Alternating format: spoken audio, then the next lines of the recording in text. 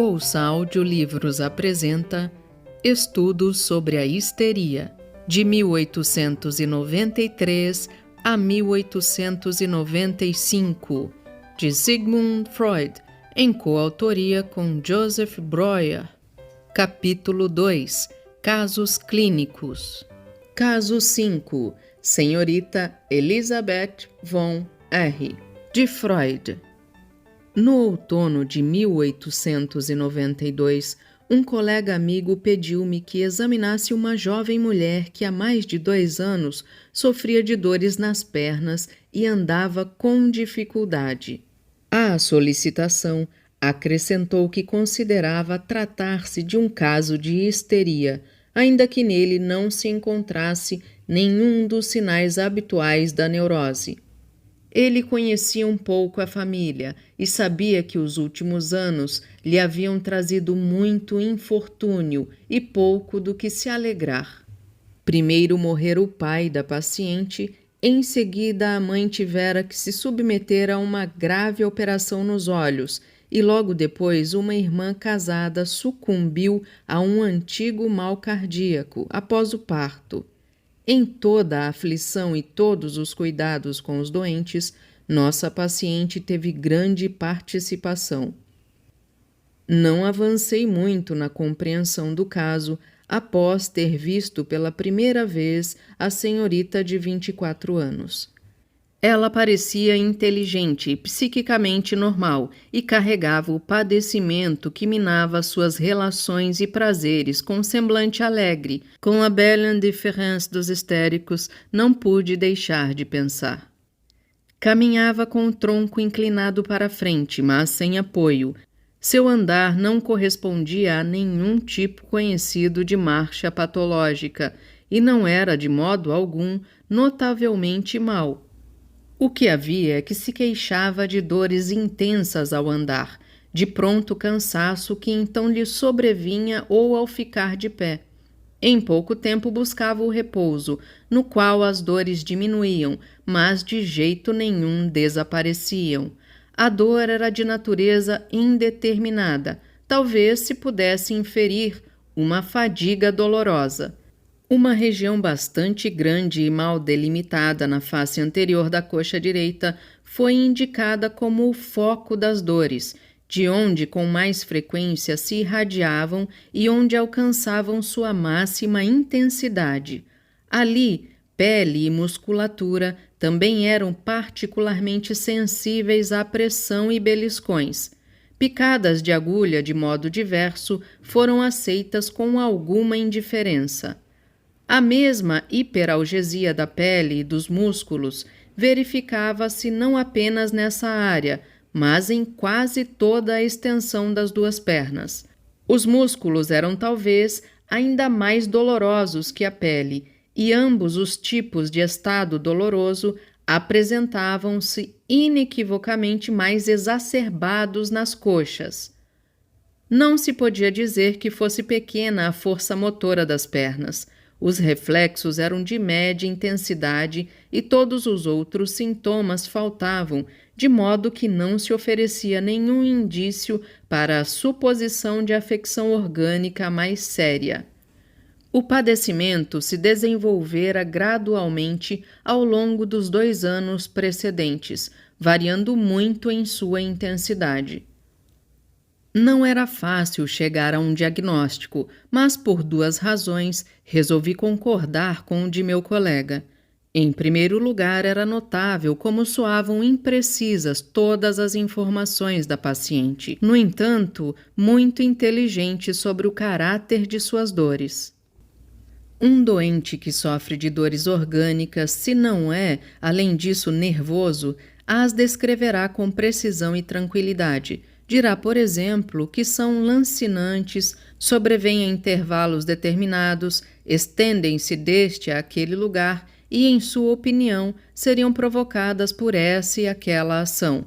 O neurastênico, que é hipocondríaco afetado por neurose de angústia, ao descrever suas dores, dá a impressão de estar ocupado com um difícil trabalho intelectual que ultrapassa suas forças. Seus traços fisionômicos são tensos e contorcidos, como sob um domínio de um penoso afeto. Sua voz torna-se mais estridente, luta em busca de expressão, rejeita cada designação que o médico lhe sugere para suas dores, mesmo quando, mais tarde, essa se revela indubitavelmente apropriada. Ele é evidentemente da opinião de que a língua é pobre demais para emprestar palavras às suas sensações. Elas próprias seriam algo de único, de ainda não existente, que não se poderia de modo nenhum descrever exaustivamente, e por isso também não se cansa de acrescentar sempre novos detalhes, e quando tem que se interromper, domina-o certamente a impressão de que não conseguiu se fazer compreender pelo médico. Isso advém de que suas dores atraíram sobre si toda a sua atenção. Na senhorita VR, o comportamento era oposto e, como não obstante, ela conferia bastante significado às dores. Era preciso deduzir que sua atenção se detinha em alguma outra coisa, da qual as dores eram apenas um fenômeno acessório, provavelmente, portanto, em pensamentos e sensações relacionados a elas. Um segundo fator, porém, devia ser ainda mais determinante para essa concepção das dores. Quando se excita uma região dolorosa em um doente orgânico ou um neurastênico, sua fisionomia mostra a pura expressão do desassossego ou da dor física. Ademais, o doente se sobressalta, se furta ao exame e se defende. Mas, quando se beliscava ou se pressionava a pele e a musculatura hiperálgica das pernas da senhorita VR, seu rosto tomava uma expressão peculiar, mais de prazer que de dor. Ela soltava gritos. Como em meio a cócegas voluptuosas, não pude evitar pensar. Seu rosto se enrubescia, ela jogava a cabeça para trás, cerrava os olhos, o tronco se curvava para trás. E tudo isso não era muito grosseiro, mas sim bastante nítido, e só podia se harmonizar com a concepção de que o distúrbio era uma histeria e a estação teria atingido uma zona histérica. A fisionomia não sintonizava com a dor que o beliscar dos músculos e da pele supostamente provocava. De certo, se afinava melhor com o conteúdo dos pensamentos que se ocultavam por trás dessa dor, despertados na doente pela excitação das regiões do corpo a eles associadas. Eu observava repetidas vezes, em casos inequívocos de histeria, expressões similarmente significativas, quando da excitação de zonas hiperálgicas. Os outros gestos correspondiam evidentemente a levíssimos indícios de um ataque histérico. De início, não se obteve nenhum esclarecimento para a localização insólita da zona histerógena. Que a hiperalgesia afetasse principalmente a musculatura dava também o que pensar. O transtorno mais frequentemente responsável pela sensibilidade difusa e local dos músculos à pressão é a infiltração reumática dos mesmos, o reumatismo muscular crônico comum, cuja aptidão para simular afecções nervosas já mencionei. A consistência dos músculos dolorosos na senhorita VR não contradiz essa suposição. Encontravam-se na massa muscular múltiplos feixes rígidos que também pareciam particularmente sensíveis. Assim, havia provavelmente uma alteração orgânica dos músculos no sentido indicado, na qual a neurose se apoiou e cujo significado fazia parecer exageradamente grande. A terapia também partiu do pressuposto de que se tratava de uma doença mista. Recomendamos o prosseguimento da massagem sistemática e a faradização dos músculos sensíveis, não obstante a dor que provocava, e reservei para mim o tratamento das pernas com fortes descargas elétricas franklinianas, a fim de conseguir me manter em contato com a doente. À sua pergunta sobre se deveria se obrigar a caminhar, respondemos com um decidido sim. Obtivemos assim uma leve melhora. A doente parecia entusiasmar-se muito particularmente pelos dolorosos choques da máquina de indução, e quanto mais fortes eles eram, mais pareciam afastar suas próprias dores. Meu colega, enquanto isso, preparava o terreno para um tratamento psíquico, e quando, após 4 semanas de tratamento simulado, eu o propus e dei à doente algumas explicações sobre o procedimento e seu modo de ação, encontrei pronta compreensão e pouca resistência. O trabalho que então iniciei se revelou, contudo, um dos mais árduos que jamais me couberam, e a dificuldade de fazer seu relato está à altura das dificuldades vencidas então. Por longo tempo também não soube encontrar a conexão entre a história do padecimento e o próprio padecimento, que, no entanto, devia ter sido causado e determinado por essa série de vivências. Quando se empreende um tratamento catártico desse gênero, o que primeiro se coloca é a questão: a doente conhece a origem e o ensejo de sua enfermidade? Nesse caso, nenhuma técnica particular é necessária para alcançar que ela reproduza a história de sua doença. O interesse que lhe testemunhamos, a compreensão que a fazemos sentir, a esperança de cura que lhe damos, vão decidi-la a renunciar a seu segredo. Desde o início me pareceu provável que a senhorita Elizabeth fosse consciente das razões de seu sofrimento, que, portanto, tivesse na consciência apenas um segredo e não um corpo estranho. Observando-a, era impossível não pensar nas palavras do poeta. Esta pequena máscara pressagia sentido oculto. Goethe.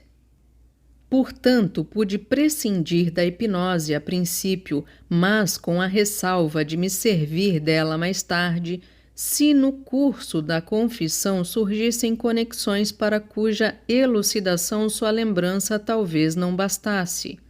Assim, nessa primeira análise completa de uma histeria, por mim empreendida, cheguei a um procedimento que mais tarde elevei a método e empreguei deliberadamente, um procedimento de remoção do material psíquico patogênico por camadas, que gostávamos de comparar à técnica de escavação de uma cidade soterrada. Primeiramente, fazia com que a doente me contasse o que sabia e reparava cuidadosamente onde uma conexão permanecia enigmática, onde parecia faltar um elo na cadeia causal. Depois penetrava em camadas mais profundas da lembrança, fazendo agir naquele lugar a investigação hipnótica ou uma técnica similar. O pressuposto de todo o trabalho era naturalmente a expectativa de que uma determinação perfeitamente suficiente se verificasse. Logo falaremos dos meios para a investigação profunda. A história que a senhorita Elizabeth me contou de sua doença era longa, tecida de muitas vivências dolorosas. Durante o relato não se achava sob hipnose, contudo, eu a instruía a deitar-se e mantinha seus olhos fechados, sem que me opusesse a que os abrisse de vez em quando, mudasse de posição, se sentasse, etc.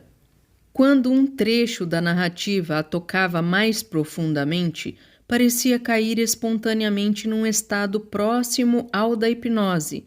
Permanecia então deitada sem se mover e mantinha seus olhos firmemente cerrados. Começo por reproduzir o que despontou como camada mais superficial de suas recordações. A mais nova de 3 filhas, ela passara sua juventude carinhosamente apegada aos pais numa propriedade rural na Hungria. A saúde da mãe era com frequência perturbada por uma afecção dos olhos e também por estados nervosos. Assim se deu que ela se ligou de forma particularmente íntima ao pai alegre e conhecedor da vida, que costumava dizer que esta filha substituía para ele um filho e um amigo com quem podia trocar suas ideias. A despeito do quanto ela ganhasse em estímulo intelectual nessa relação, não escapava ao pai que, com isso, Sua constituição espiritual se distanciava do ideal que se aprecia ver realizado numa menina. Brincando, o chamava de atrevida e teimosa, alertava-a para a certeza demasiado incisiva em seus julgamentos, para sua inclinação a dizer brutalmente a verdade às pessoas e muitas vezes considerava que ela teria dificuldades de encontrar um marido. De fato, Elizabeth se sentia bastante insatisfeita com sua condição de menina. Era cheia de planos ambiciosos, queria estudar ou formar-se em música e indignava-se com a ideia de ter que sacrificar suas inclinações e sua liberdade de opinião num casamento. Ao mesmo tempo, vivia orgulhosa do pai, do prestígio e posição social da família e cuidava zelosamente de tudo que se ligava a esses bens. Mas o altruísmo com que se colocava em segundo plano em relação à mãe e às irmãs mais velhas, havendo ocasião para isso, reconciliava inteiramente os pais com o lado mais ríspido de seu caráter. A idade das meninas levou a família a se transferir para a capital, onde Elizabeth pôde desfrutar por algum tempo da vida mais rica e alegre em família. Mas veio então o golpe que destruiu a felicidade daquela casa. O pai lhes ocultara, ou ele mesmo não se dera conta, de uma afecção cardíaca crônica. Um dia, após um primeiro ataque de edema pulmonar, trouxeram-no inconsciente para casa.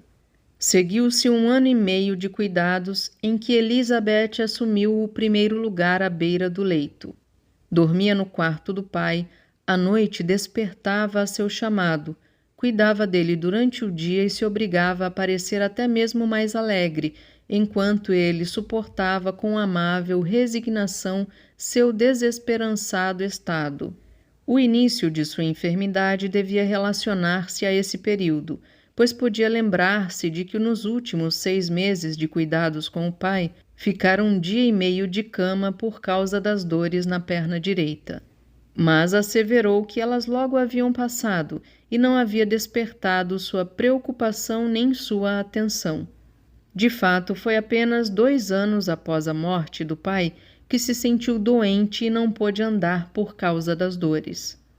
A lacuna que a morte do pai deixou na vida dessa família composta por 4 mulheres, o isolamento social, a interrupção de tantas relações que prometiam estímulo e alegria, o estado enfermiço da mãe agora acentuado, tudo isso turvou o ânimo de nossa paciente, mas ao mesmo tempo avivou-lhe o ardente desejo de que os seus logo pudessem encontrar um substituto para a felicidade perdida, e significou para ela concentrar na mãe sobrevivente toda a sua afeição e desvelo. Transcorrido o ano de luto, a irmã mais velha se casou com um homem talentoso e trabalhador, em posição proeminente. Por sua capacidade intelectual, parecia destinado a um grande futuro, mas desenvolveu na convivência mais íntima uma suscetibilidade doentia, uma insistência egoísta em seus caprichos e, pela primeira vez no círculo dessa família, ousou negligenciar a deferência à velha senhora. Isso era mais do que Elizabeth podia suportar. Sentiu-se chamada a travar uma luta contra o cunhado sempre que este lhe oferecia ocasião para isso, enquanto as outras mulheres aceitavam facilmente as explosões do temperamento irritável dele. Foi para ela uma dolorosa decepção ver a reconstrução da antiga felicidade familiar experimentar esse transtorno e não podia perdoar a irmã casada que, em sua docilidade feminina, se empenhasse em evitar qualquer tomada de partido. Assim, toda uma série de cenas ligadas às queixas em parte não expressas contra seu primeiro cunhado ficara gravada na memória de Elizabeth.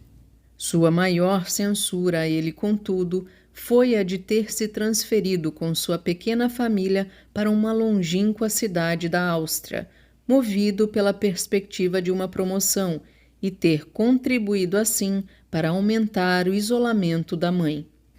Nessa oportunidade, Elizabeth sentiu muito claramente seu desamparo, sua incapacidade de oferecer à mãe um substituto para a felicidade perdida e a impossibilidade de cumprir seu propósito, assumido quando da morte do pai. O casamento da segunda irmã pareceu prometer algo mais venturoso para o futuro da família, pois esse cunhado, embora intelectualmente menos dotado, era um homem conforme ao coração daquelas mulheres de fina sensibilidade, educadas no cuidado a todas as atenções, e seu comportamento reconciliou Elizabeth com a instituição do casamento e com a ideia dos sacrifícios a ela associados. Além disso, o jovem casal permaneceu perto da mãe e seu filho tornou-se o favorito de Elizabeth. Infelizmente, outro acontecimento veio turvar o ano em que essa criança nasceu. A afecção visual da mãe exigiu várias semanas de um tratamento em quarto escuro, que Elizabeth compartilhou. Em seguida, uma operação foi declarada necessária. A inquietação diante dela coincidiu com os preparativos para a mudança do primeiro cunhado. Realizada, enfim, por mãos de mestre, a operação foi superada. As três famílias reuniram-se numa estação de veraneio e ali, no primeiro período livre de doenças e apreensões concedido a essa família desde a morte do pai, Elizabeth, esgotada pelas preocupações dos últimos meses, deveria ter se recuperado inteiramente. Contudo, precisamente nesse período de veraneio, dá-se o aparecimento das dores e da fraqueza no andar. As dores haviam se insinuado algum tempo antes, mas surgiram com violência depois de um banho quente que tomou na casa de banhos do pequeno balneário. Um longo passeio, na verdade uma caminhada de meio-dia, feita alguns dias antes, foi então relacionada ao surgimento das dores, de modo que facilmente formou-se a opinião de que Elizabeth se havia primeiro fatigado e depois resfriado. A partir desse momento, Elizabeth foi a doente da família. Um conselho médico levou-a a aproveitar o resto daquele verão numa cura de banhos em Gastein, para onde viajou com a mãe, mas não sem que uma nova preocupação aparecesse. A segunda irmã estava novamente grávida e as notícias pintavam seu estado de saúde como bastante desfavorável, de modo que Elizabeth custou a se decidir pela viagem. Mal haviam transcorrido 2 semanas de estada em Gastein, mãe e irmã foram chamadas de volta. As coisas não iam bem com a doente, agora acamada. Foi uma viagem torturante, na qual se mesclaram dores e expectativas pavorosas para Elizabeth. Depois, na estação, houve certos indícios que faziam pressentir o pior, e quando ela penetrou no quarto da enferma, a certeza de que haviam chegado tarde demais para se despedirem dela em vida. Elizabeth sofreu não apenas com a perda dessa irmã que ela amava ternamente, mas também, quase na mesma medida, com os pensamentos que essa morte suscitou e com as mudanças que trouxe consigo. A irmã havia sucumbido a uma afecção cardíaca que se agravara com a gravidez. Surgiu então a ideia de que a doença cardíaca era a herança paterna da família. Depois se lembraram de que a falecida, nos primeiros anos da mocidade, sofrera uma coreia com ligeira afecção cardíaca. Recriminaram os médicos e a si mesmas por terem consentido no casamento e não puderam poupar ao infeliz viúvo a recriminação de ter posto em perigo a saúde de sua mulher com 2 gestações consecutivas. Dali em diante ocupou os pensamentos de Elizabeth de forma incontestável a triste impressão de que, uma vez reunidas as raras condições para um casamento feliz, a felicidade teria tal fim. Além disso, viu desmoronar novamente tudo o que almejava para a mãe. O cunhado viúvo estava inconsolável e se afastou da família da mulher. Parece que sua própria família, da qual se distanciara durante o curto e feliz casamento, encontrou o momento propício para atraí-lo de novo a seu próprio campo.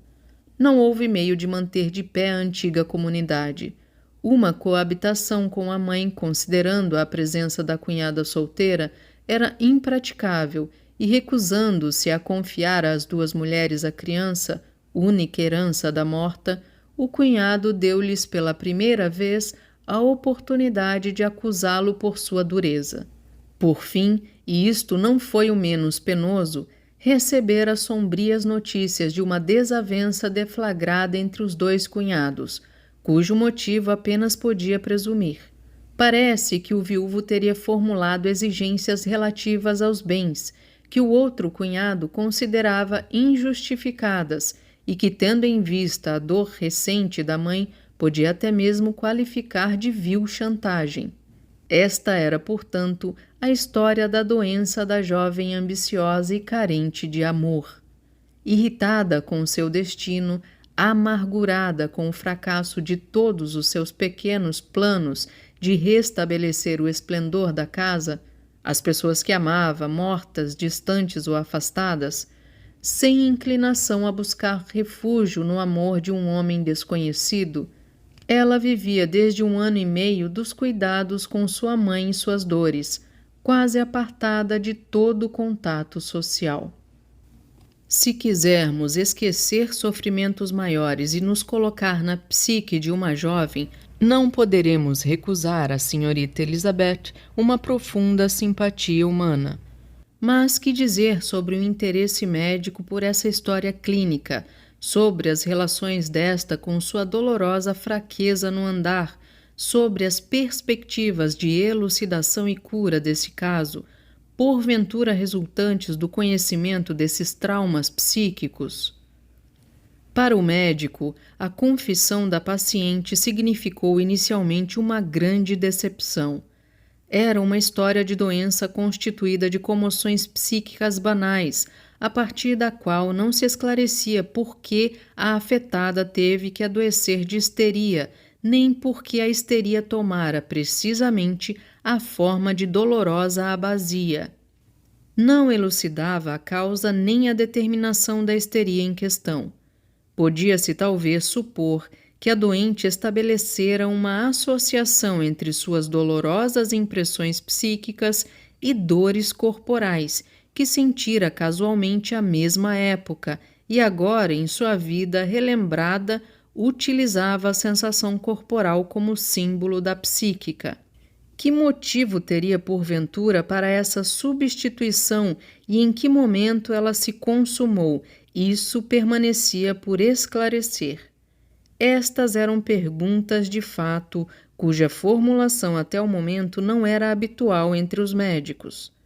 Costumavam se contentar com a resposta de que a doente era uma histérica por constituição, que sob a pressão de intensas excitações de natureza qualquer, pôde desenvolver sintomas histéricos. Essa confissão parecia se prestar ainda menos para a cura do caso do que para seu esclarecimento. Não era possível compreender que influência benéfica poderia ter para a senhorita Elizabeth contar as histórias de seus sofrimentos dos últimos anos, bem conhecidas de todos os seus familiares, também a um estranho, que por isso lhe mostrava uma simpatia moderada. Também não se percebia nenhum efeito curativo da confissão. Durante esse primeiro período do tratamento, a doente jamais deixou de repetir ao médico: "Mas continuo me sentindo mal, tenho as mesmas dores de antes." E quando me olhava então com astuciosa malícia, eu bem podia me lembrar do juízo que o velho Sr. VR proferia sobre sua filha predileta. Ela era com frequência atrevida e mal comportada. No entanto, eu tinha que admitir que ela estava com a razão. Tivesse eu nesse estágio renunciado ao tratamento psíquico da doente, o caso da senhorita Elizabeth VR provavelmente se tornaria irrelevante para a teoria da histeria. Mas prossegui minha análise, pois tinha a segura expectativa de que das camadas mais profundas da consciência obteríamos a compreensão tanto para a causação como para a determinação dos sintomas histéricos. Decidi, portanto, dirigir diretamente à consciência ampliada da doente a pergunta sobre que impressão psíquica estava ligada à primeira manifestação das dores nas pernas. Para este propósito, a doente devia ser colocada em hipnose profunda. Mas tive de reconhecer, lamentavelmente, que meus procedimentos nesse sentido não a levaram a nenhum outro estado de consciência que não aquele no qual me havia feito suas confissões. Ainda me dei por bastante satisfeito de que dessa vez ela se abstivesse de me advertir triunfante. Você vê, realmente não durmo, não sou hipnotizável. Em tal apuro, ocorreu-me a ideia de empregar aquele artifício da pressão sobre a cabeça, a respeito de cuja origem informei detalhadamente numa observação anterior, a de Miss Lucy. Assim fiz, exortando a doente a me comunicar rigorosamente o que emergia ante seu olhar interior ou atravessava sua lembrança. Ela calou-se longamente e então, à minha instância, admitiu que havia pensado numa noite em que um jovem a acompanhara de uma reunião até sua casa, nas conversas que se desenrolaram entre os dois e nas sensações com as quais depois retornara ao cuidado de seu pai. Com essa primeira menção ao jovem, abria-se um novo filão, cujo conteúdo passei a extrair gradualmente. Tratava-se de um segredo, pois, à exceção de uma amiga comum, ela não informara a ninguém sobre suas relações e as esperanças a elas associadas. Era o filho de uma família que havia muito se relacionava com a sua e cuja casa ficava próxima de sua antiga residência. Esse rapaz órfão ligara-se com grande devoção a seu pai, deixando-se guiar em sua carreira por seus conselhos e estendera sua veneração às mulheres da família. Numerosas lembranças de leitura em conjunto, trocas de ideias, manifestações de sua parte que lhe haviam sido repetidas, reforçaram pouco a pouco sua convicção de que ele a amava e compreendia, e que desposá-lo não lhe infligiria o sacrifício que receava do casamento. Infelizmente, ele era apenas pouco mais velho que ela e naquela época bem longe ainda de ser independente, mas ela estava firmemente decidida a esperar por ele. Com a grave doença do pai e as exigências de seu trabalho como cuidadora, essa convivência tornou-se cada vez mais esporádica. A noite de que ela primeiro se lembrara marcara precisamente o ápice de seu sentimento.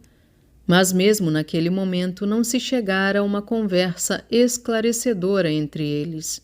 Por instância dos seus e do próprio pai, deixara-se então persuadir a se afastar do leito do doente para ir a uma reunião onde esperava encontrá-lo. Quis depois apressar-se de volta a casa, mas constrangeram-na a ficar e cedeu quando ele prometeu acompanhá-la. Jamais sentira por ele algo tão ardente como durante esse percurso em sua companhia. Mas, quando em tal felicidade chegou tarde à sua casa, encontrou o estado do pai agravado e se fez as mais amargas recriminações por ter consagrado tanto tempo a seu próprio prazer. Foi a última vez que abandonou o pai doente por toda uma noite.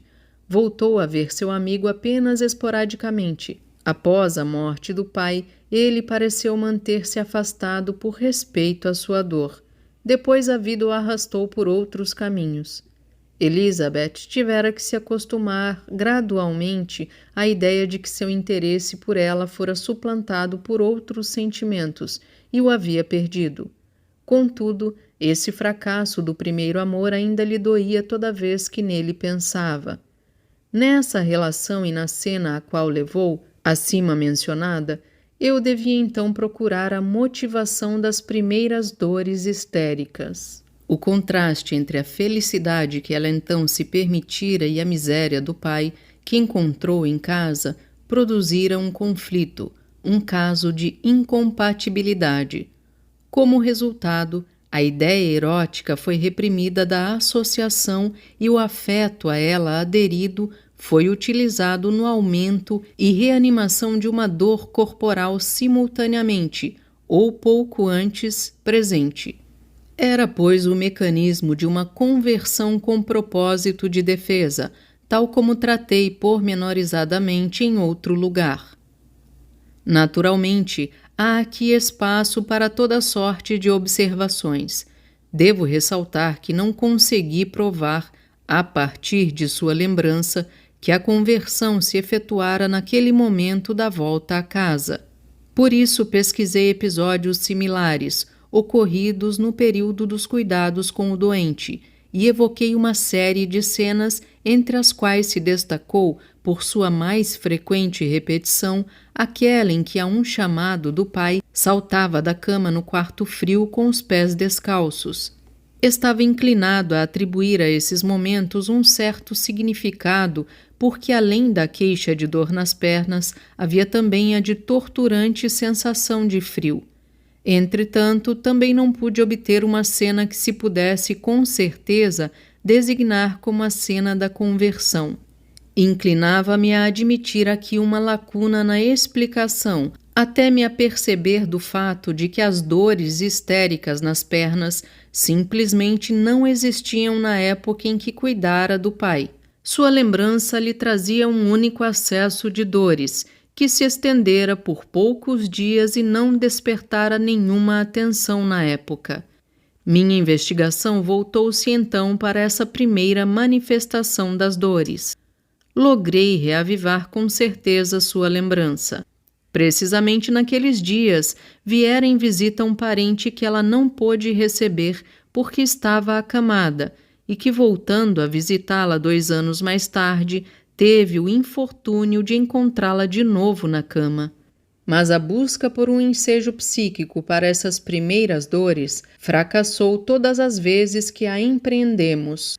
Achei que podia supor que haviam surgido realmente sem ocasião psíquica, como doença reumática branda, e pude ainda verificar que esse padecimento orgânico, o modelo da imitação histérica ulterior, devia situar-se de qualquer modo num período anterior à cena do acompanhamento. Dada a natureza da coisa, era possível que essas dores, sendo organicamente fundadas, tivessem continuado por algum tempo com intensidade abrandada e sem despertar muita atenção. A obscuridade devida ao fato de a análise indicar uma conversão de excitação psíquica em dor física, num tempo em que essa dor certamente não era percebida nem lembrada.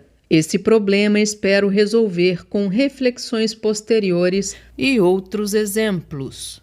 Com a descoberta do motivo para a primeira conversão, teve início um segundo e frutuoso período do tratamento.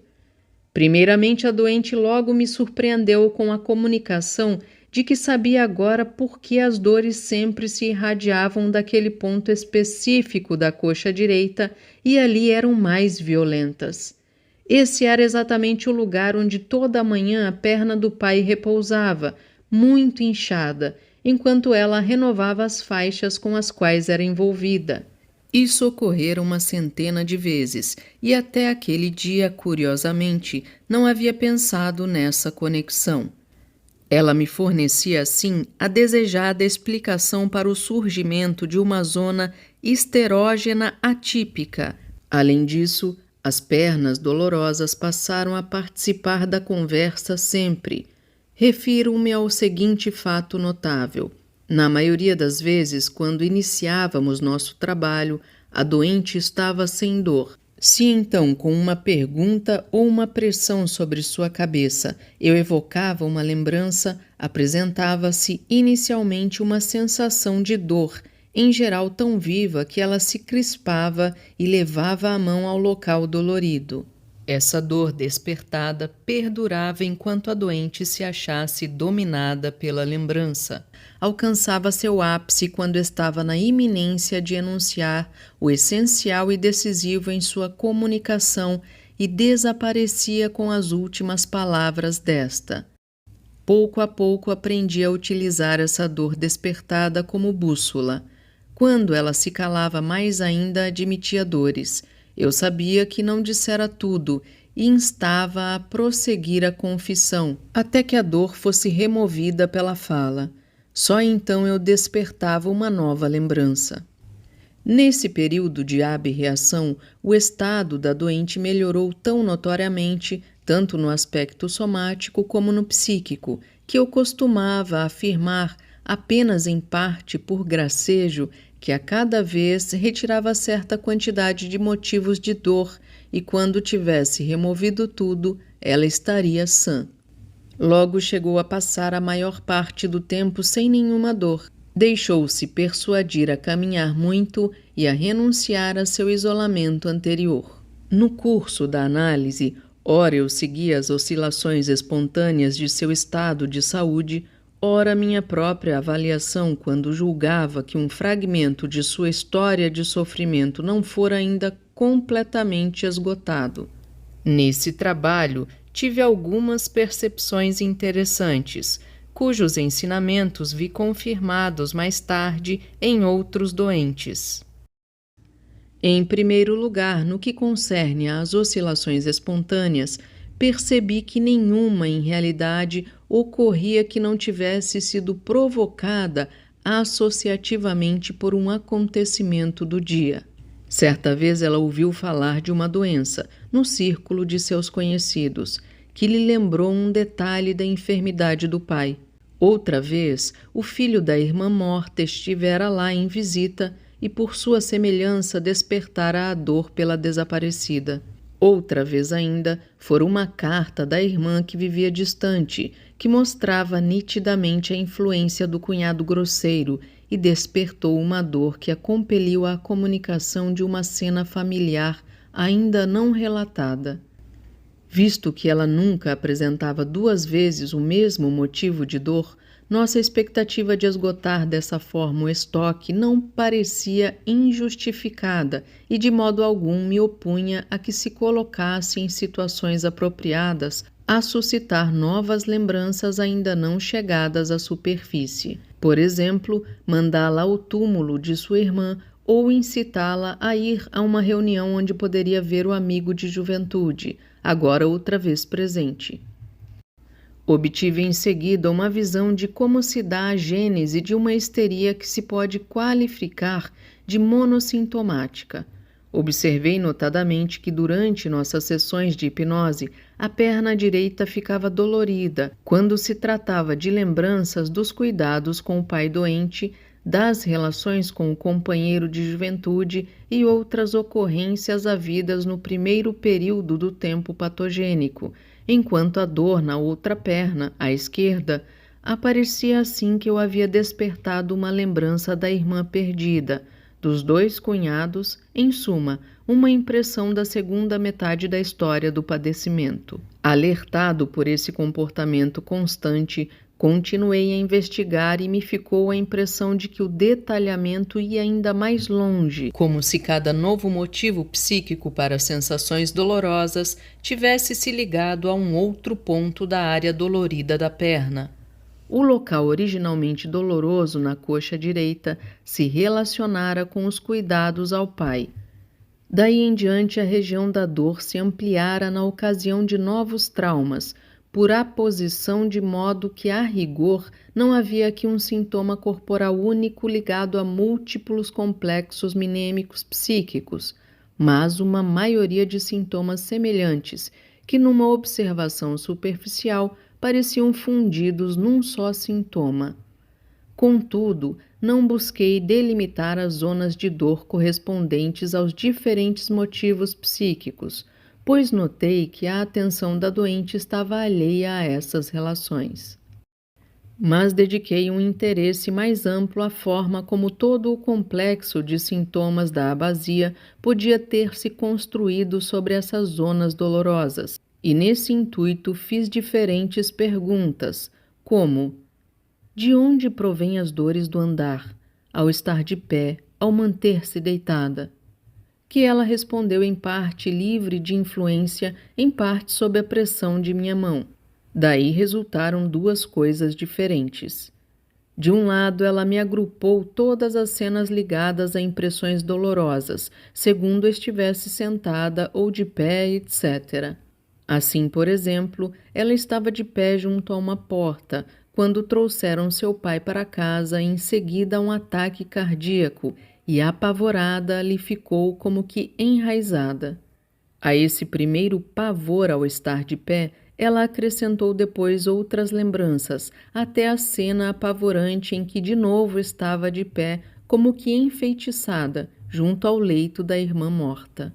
Toda a cadeia de reminiscências devia evidenciar a justificada ligação entre as dores e o estar de pé, e podia também ser considerada prova da associação. Contudo, era preciso ter em conta a premissa de que em todas essas ocasiões devia-se verificar ainda outro fator que tivesse dirigido a atenção, e a seguir a conversão, precisamente para o estar de pé, o andar, o sentar-se, etc. A explicação para esse direcionamento da atenção dificilmente poderia ser encontrada em outra circunstância que não fosse a de que andar, estar de pé e deitar estão ligados justamente a ações e estados daquelas partes do corpo que incluíam as zonas dolorosas, a saber, as pernas. Portanto, era fácil compreender a relação entre a astasia e a abasia e o primeiro caso de conversão nessa história clínica. Entre as cenas que, conforme essa relação, teriam tornado um andar doloroso, uma sobressai. Um passeio que ela fizera em numerosa companhia naquela estância termal e que supostamente se prolongara em demasia. As circunstâncias mais detalhadas desse episódio revelaram-se apenas de modo hesitante e vários enigmas restaram por resolver. Ela estava num estado de ânimo particularmente sensível e reuniu-se de bom grado ao círculo de pessoas amigas. Era um belo dia, não muito quente. Sua mãe ficou em casa, sua irmã mais velha já havia partido. A mais nova se sentia adoentada, mas não queria estragar-lhe o prazer. O cunhado declarou a princípio que ficaria com sua mulher e depois, por causa dela, Elizabeth, acompanhou-os. Essa cena parecia ter muito a ver com o primeiro aparecimento das dores, pois ela se lembrava de ter regressado do passeio muito cansada e com dores violentas. No entanto, não sabia dizer ao certo se já as tinha sentido antes. Argumentei que dificilmente se teria decidido a esse longo caminho se houvesse qualquer dor considerável. À pergunta sobre o que nesse passeio poderia ter provocado as dores, obtive a resposta não de todo transparente de que lhe fora doloroso o contraste entre seu isolamento e a felicidade conjugal da irmã doente, que a conduta de seu cunhado não cessava de evidenciar ante seus olhos. Outra cena muito próxima da anterior no tempo desempenhou um papel importante na ligação das dores com o sentar. Foi alguns dias depois. Irmã e cunhado já haviam partido. Ela se encontrava numa disposição de espírito excitada e ansiosa.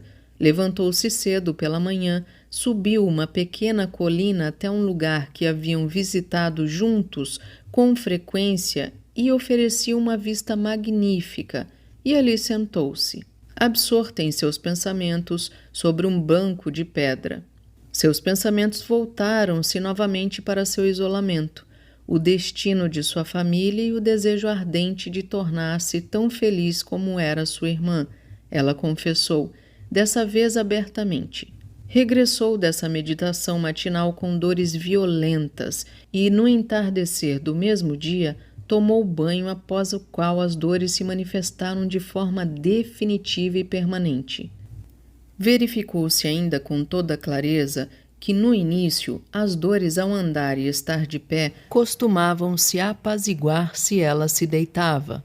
Foi apenas quando, tendo percebido a notícia da doença da irmã, partiu de Gainstein ao entardecer e durante a noite, jazendo estirada e insone no vagão do trem, foi atormentada ao mesmo tempo pela preocupação com a irmã e pelas dores atrozes que se estabeleceu a associação das dores também com o estar deitada, o que por todo um período foi-lhe até mais doloroso que andar e estar de pé.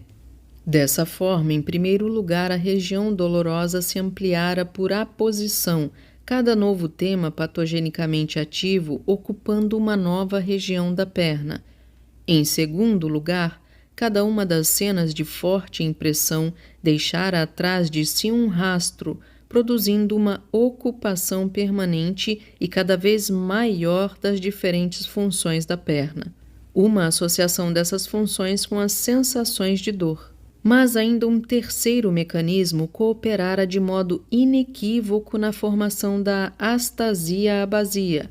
Como a doente terminasse o relato de toda uma série de episódios com a queixa de que então sentira dolorosamente seu estar só, e em outra série que compreendia suas malogradas tentativas de estabelecer uma nova vida familiar, não se cansando de repetir que o doloroso nisso era o sentimento do seu desamparo, a sensação de que não saía do lugar.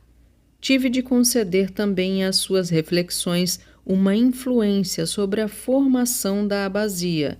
Tive de supor que ela procurou diretamente uma expressão simbólica para seus pensamentos dolorosos e a encontrara na intensificação de seu padecimento. Que por meio de tal simbolização, sintomas somáticos histéricos podem se produzir, já o afirmamos em nossa comunicação preliminar. Na epícrise dessa história de doença, apresentarei alguns exemplos que o comprovam indubitavelmente. Na senhorita Elizabeth VR, o mecanismo psíquico da simbolização não estava em primeiro plano, ele não havia criado a abasia, mas tudo leva a crer que a abasia já existente experimentara por esse caminho um substancial fortalecimento. Portanto, no estágio de desenvolvimento em que a encontrei, essa abasia era equiparável não apenas a uma paralisia funcional psíquica associativa, mas também a uma paralisia funcional simbólica. Antes de prosseguir com a história de minha doente, quero acrescentar ainda uma palavra sobre sua conduta ao longo desse segundo período do tratamento. Durante toda essa análise, me servi do método de suscitar imagens e pensamentos espontâneos pela pressão sobre a cabeça, ou seja, um método inaplicável sem a total cooperação e voluntária atenção dos pacientes. Algumas vezes seu comportamento era tudo o que poderia desejar, e em tais períodos era de fato surpreendente com que prontidão e infalível ordem cronológica apareciam as várias cenas pertencentes a determinado tema. Era como se ela lesse um longo livro ilustrado, cujas páginas fossem passando diante de seus olhos. Outras vezes parecia haver obstáculos, de cuja natureza naquela época eu ainda não suspeitava. Quando exercia minha pressão, ela afirmava que nada lhe ocorrera. Eu repetia a pressão, mandava-a esperar e novamente não vinha nada. As primeiras vezes em que esta recalcitrância se mostrou, aceitei interromper o trabalho. O dia não era favorável. Ficava para outra vez. Duas percepções, no entanto, levaram-me a mudar meu comportamento. Primeiro, a de que tal falha do método apenas ocorria quando havia encontrado Elizabeth alegre e livre de dor, jamais quando eu chegava em mau dia. Em segundo lugar, a de que tal declaração, de que não via nada diante de si, ela frequentemente fazia depois de ter deixado transcorrer uma longa pausa, durante a qual sua fisionomia tensa e preocupada traía um processo anímico em curso. Assim optei pela suposição de que o método nunca falhava, de que a cada vez, sob a pressão de minha mão, Elizabeth tinha um pensamento lhe ocorrendo ou uma imagem diante dos olhos, mas nem sempre estava disposta a me fazer uma comunicação a respeito. Ao contrário, tentava reprimir de novo o evocado. Eu podia imaginar dois motivos para esse ocultamento. Ou Elizabeth fazia à sua ideia uma crítica a que não tinha direito, achando-a pouco valiosa e inadequada como resposta à questão colocada, ou receava revelá-la porque tal comunicação era-lhe muito desagradável. Procedi, portanto, como se estivesse completamente convencido da confiabilidade da minha técnica. Não mais aceitava quando ela afirmava que nada lhe ocorrera. Assegurava-lhe que algo devia ter-lhe ocorrido e ela talvez não estivesse bastante atenta. Nesse caso, eu repetia de bom grado a pressão. Ou talvez ela pensasse que sua ideia não era a apropriada. Mas isso não lhe concernia em absoluto. Sua obrigação era manter-se inteiramente objetiva e dizer o que lhe vinha à mente, conviesse ou não. Por fim, eu sabia perfeitamente que algo lhe ocorrera e ela me ocultava, mas jamais se livraria de suas dores enquanto ocultasse alguma coisa. Com tal instância, consegui efetivamente que mais nenhuma pressão malograsse. Só pude supor que havia discernido corretamente o estado das coisas e adquiri nessa análise uma confiança de fato incondicional em minha técnica. Sucedia com frequência que apenas depois da terceira pressão ela me fizesse uma comunicação, mas em seguida ela mesma acrescentava: poderia ter-lhe falado isso logo na primeira vez. Sim, por que você não o disse logo? Pensei que não era o certo. Ou, pensei que podia evitá-lo, mas voltou sempre. Durante esse difícil trabalho, comecei a atribuir uma significação mais profunda à resistência que a doente mostrava na reprodução de suas lembranças e a reunir com cuidado as ocasiões em que ela se traía de modo particularmente evidente. Nota: esta é a primeira vez que Freud menciona o fenômeno clínico da resistência. Procedo agora à exposição do terceiro período de nosso tratamento. A doente se sentia melhor, estava psiquicamente aliviada e tornara-se capaz de agir, mas evidentemente as dores não tinham sido eliminadas, voltavam de tempos em tempos e com a antiga intensidade. O imperfeito sucesso terapêutico correspondia à análise incompleta. Eu continuava sem saber exatamente em que momento e por qual mecanismo as dores tinham surgido. Durante a reprodução das variadas cenas no segundo período, enquanto observava a resistência da doente em relatá-las, formara-se em mim uma suspeita específica. Contudo, ainda não ousava torná-la a base de meu procedimento. Uma percepção acidental foi aí determinante. Certa vez, durante o trabalho com a doente, ouvi passos de homem no quarto contíguo e uma voz que soava agradavelmente e parecia fazer alguma pergunta. Minha paciente ergueu-se em seguida e me pediu que interrompêssemos por aquele dia. Ouvira seu cunhado chegar e perguntar por ela.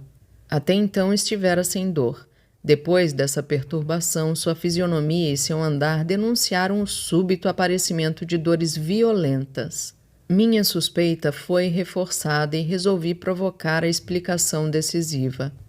Assim perguntei-lhe sobre as circunstâncias e causas da primeira manifestação das dores. Como resposta, seus pensamentos dirigiram-se à estância de verão naquele balneário antes da viagem a Gastein, e algumas cenas já tratadas de modo menos exaustivo mostraram-se novamente. Seu estado de ânimo àquele tempo, a exaustão em seguida à preocupação com a visão da mãe e depois dos cuidados com a doente, na época da operação dos olhos. Sua desesperança final, como moça solitária, de desfrutar algo da vida ou nela poder realizar alguma coisa. Até então ela se sentira forte o bastante para poder prescindir da ajuda de um homem. Agora se apoderava dela um sentimento de fragilidade como mulher, uma ânsia de amor na qual, conforme suas próprias palavras, seu rígido ser começava a se derreter. Em tal disposição, o casamento feliz de sua irmã mais nova causou-lhe a mais profunda impressão. Como ele cuidava dela de modo enternecedor, como eles se estendiam com um olhar, como pareciam estar seguros um do outro.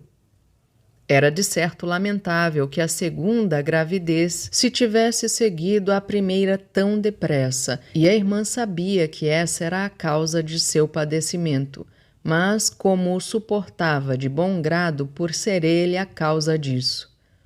No passeio que tão intimamente estava associado às dores de Elizabeth, o cunhado, a princípio, não quisera participar, preferia ficar com a mulher enferma. Esta, no entanto, moveu-o com um olhar a ir também, pois julgava que isso alegraria a irmã. Elizabeth ficou todo o tempo em sua companhia. Falaram sobre as coisas mais variadas e mais íntimas, e ela se sentiu em tal sintonia com tudo o que ele dizia que o desejo de ter um homem que se assemelhasse a ele tornou-se nela avassalador. Seguiu-se então, poucos dias mais tarde, a cena em que na manhã após a partida do cunhado e da irmã, ela se dirigiu ao lugar panorâmico que fora um passeio predileto dos ausentes. Sentou-se ali sobre uma pedra e novamente sonhou com uma felicidade vital, como a que coubera a sua irmã e com um homem que soubesse cativar seu coração como aquele cunhado. Ao levantar-se, sentiu dores que, entretanto, mais uma vez passaram. Só à tarde, após o banho quente que tomou no lugar, abateram-se sobre ela as dores que desde então não a haviam deixado. Tentei investigar o tipo de pensamento de que ela se ocupava então no banho, mas se verificou apenas que a casa de banhos lhe recordava as irmãs que haviam partido, porque tinham se hospedado no mesmo balneário. Há muito tempo ficara claro para mim do que se tratava. A doente, imersa em recordações doce e amargas, parecia não perceber para que explicação se encaminhava e prosseguia na reprodução de suas reminiscências. Veio o tempo em Gastein, a aflição com que ela guardava cada carta, finalmente a notícia de que a irmã estava mal, a longa espera até o anoitecer, quando puderam partir de Gastein. A viagem em torturante incerteza, em noite insone, todos esses momentos que foram acompanhados por forte aumento das dores. Perguntei-lhe se durante a viagem havia imaginado a triste possibilidade que em seguida encontrou consumada. Ela respondeu que evitara cuidadosamente esse pensamento, mas a mãe, em sua opinião, desde o início havia esperado o pior. Seguiu-se então sua lembrança da chegada a Viena, das impressões que receberam dos parentes que a esperavam, da curta viagem de Viena à estância de verão próxima onde a irmã morava, da chegada ali ao anoitecer, do caminho apressadamente transposto pelo jardim até a porta do pequeno pavilhão. O silêncio na casa, a escuridão opressiva, o cunhado que não as recebeu. Depois ficaram de pé diante do leito, viram a morta, e no momento de horrível certeza de que a irmã amada havia morrido sem se despedir delas, sem ter seus últimos dias confortados pelos seus cuidados. No mesmo momento, um outro pensamento atravessara de súbito o cérebro de Elizabeth, um outro pensamento que agora, incontestavelmente, de novo se apresentava, o pensamento que, como um raio fulgurante, disparou através da escuridão. Agora ele está livre outra vez e posso me tornar sua mulher. Assim, pois, tudo estava claro. O esforço do analista fora ricamente compensado.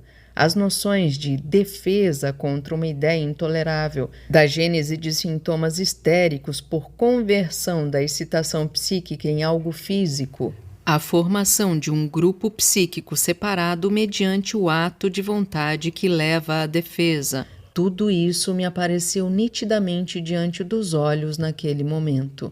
Assim, e não de outra forma, sucedera. Essa moça dedicara a seu cunhado uma terna inclinação, mas todo o seu ser moral se opunha a admiti-la em sua consciência. Ela conseguira se poupar da dolorosa certeza de que amava o marido de sua irmã, criando para si, em contrapartida, dores físicas. Nos momentos em que essa certeza quis se impor a ela, no passeio com ele durante aqueles devaneios matinais, no banho diante do leito da irmã, produziram-se por conversão bem-sucedida ao somático aquelas dores. Na época em que a tomei em tratamento, já se separara de seu conhecimento o grupo de ideias relativo a esse amor. De outro modo, penso, ela não teria jamais concordado com o tratamento desse. A resistência que repetidas vezes ela opusera à reprodução de cenas de efeito traumático correspondia realmente à energia com a qual a ideia intragável fora impelida para fora da associação. Mas para o terapeuta veio primeiro um período ruim. O efeito da readmissão daquela ideia reprimida foi devastador para a pobre criatura. Lançou um sonoro grito quando resumiu os fatos com estas palavras secas. Há muito tempo, então, você está enamorada de seu cunhado. Nesse instante, ela se queixou de dores atrocíssimas e fez ainda um desesperado esforço para rejeitar a explicação. Não era verdade, eu a havia persuadido daquilo, não podia ser, ela não era capaz de uma maldade assim, não se perdoaria jamais por isso. Foi fácil provar-lhe que suas próprias comunicações não permitiam nenhuma outra interpretação, mas demorou muito até que meus dois argumentos de consolo, de que não somos responsáveis pelos sentimentos e de que seu comportamento, seu adoecer naquelas circunstâncias, era um testemunho suficiente de sua natureza moral, até que essas consolações, eu dizia, lhe causassem impressão. Nesse momento precisava seguir mais que um só caminho para proporcionar alívio à doente.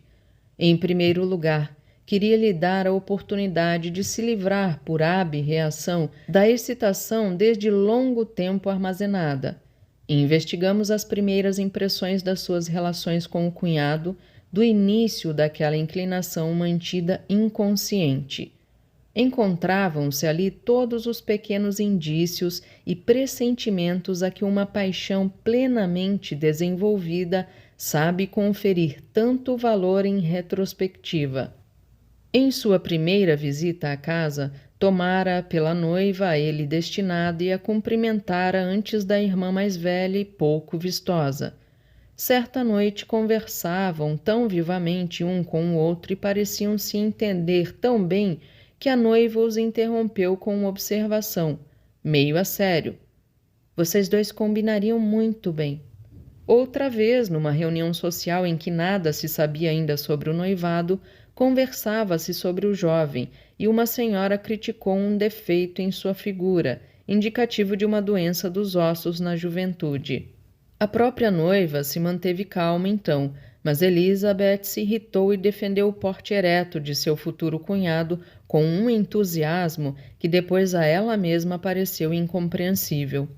Ao percorrermos essas reminiscências, tornou-se claro para Elizabeth que o terno sentimento por seu cunhado estava adormecido havia muito tempo, talvez desde o início de suas relações, e se ocultara longamente por trás da máscara de mera afeição de parentesco, tal como podia concebê-la seu sentimento de família altamente desenvolvido. Essa ab-reação com certeza lhe fez muito bem. Todavia, mais alívio ainda eu podia lhe trazer cuidando amigavelmente das circunstâncias do presente. Com tal propósito, busquei uma entrevista com a senhora V.R., em quem encontrei uma mulher compreensiva e de fina sensibilidade, ainda que transtornada em seu ânimo vital pelas últimas fatalidades. Soube, por seu intermédio, que a acusação de chantagem insensível levantada pelo cunhado mais velho contra o viúvo e que tão dolorosa fora para Elizabeth, tivera que ser retirada ao cabo de uma investigação mais meticulosa. O caráter do jovem permaneceu imaculado. Um mal-entendido, a diferença facilmente compreensível entre a valorização do dinheiro pelo comerciante, para quem o dinheiro é uma ferramenta de trabalho, e a concepção contrária do funcionário público. Mais do que isso não restou do incidente aparentemente tão penoso. Pedi à mãe que desse a Elizabeth todos os esclarecimentos de que necessitava e lhe oferecesse no futuro aquela oportunidade de comunicação íntima a que eu havia acostumado. Naturalmente, também me interessava saber que perspectiva teria o desejo da moça, agora consciente, de se tornar realidade. Nisso as coisas se mostravam menos favoráveis. Disse minha mãe que havia muito suspeitara da inclinação de Elizabeth por seu cunhado, porém não sabia que esta já se fizera notar quando a irmã ainda era viva. A quem os visse conviver, o que entretanto se tornara raro, não podia restar nenhuma dúvida sobre a vontade da moça de agradá-lo. Mas nem ela, a mãe, nem os conselheiros da família eram particularmente simpáticos a uma união matrimonial dos dois. A saúde do jovem não era sólida e sofrera um novo golpe com a morte da mulher amada. Também não era certo, em absoluto, que ele tivesse se recuperado psiquicamente o bastante para contrair um novo matrimônio. Provavelmente mantinha-se tão reservado a esse respeito porque, inseguro de sua aceitação, talvez quisesse evitar conversas explícitas. Com essa reserva de ambos os lados, a solução pela qual Elizabeth ansiava deveria provavelmente fracassar. Comuniquei à moça tudo o que soubera pela mãe e tive a satisfação de lhe fazer bem com o esclarecimento daquela questão pecuniária. Por outro lado, exortei-a a suportar com serenidade a incerteza quanto ao futuro, que não podia ser dissipada. Mas a aproximação do verão nos compelia a pôr um termo ao tratamento. Ela estava de novo melhor e não conversávamos mais sobre suas dores desde que nos ocupávamos da causa a que elas podiam se relacionar. Tínhamos ambos a sensação de termos concluído, ainda que eu me dissesse que a abreação da ternura contida não se fizera de fato muito plenamente. Considerei-a curada. Lembrei-lhe que a solução, uma vez encaminhada, progrediria por si mesma e ela não me contradisse. Partiu com a mãe ao encontro da irmã mais velha e sua família, na estância onde passariam juntas o verão. Tenho ainda algo a relatar brevemente sobre a evolução ulterior da doença da senhorita Elizabeth VR. Algumas semanas após nossa despedida, recebi uma desesperada carta da mãe me informando que a sua primeira tentativa de falar com Elizabeth de suas questões de coração, ela se revoltara em completa indignação e desde então voltara a sentir dores fortes. Estava furiosa comigo porque eu violara seu segredo e mostrava-se completamente inacessível. O tratamento havia basicamente fracassado. Que fazer? De mim ela não queria mais saber. Não dei resposta. Era de esperar que ela fizesse ainda uma vez a tentativa de rejeitar a intromissão da mãe e retornar a seu recolhimento, depois de ter sido liberada da minha disciplina. Eu tinha, no entanto, uma espécie de certeza de que tudo se arranjaria e meu esforço não fora em vão. 2 meses mais tarde, haviam regressado a Viena, e o colega a quem devia a apresentação à doente trouxe-me a notícia de que Elizabeth se sentia perfeitamente bem, se comportava como pessoa saudável, porém ainda tinha alguma dor de tempos em tempos. Desde então, ela ainda me enviou repetidas vezes mensagens semelhantes, sempre prometendo me visitar. Mas é característico da relação pessoal que se desenvolve em tais tratamentos que ela nunca o tenha feito. Como meu colega assegura, ela pode ser considerada curada. A relação do cunhado com a família não se alterou.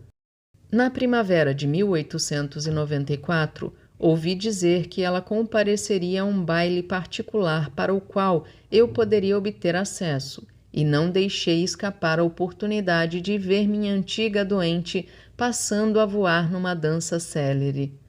Casou-se depois, por sua livre inclinação, com alguém que não conheço.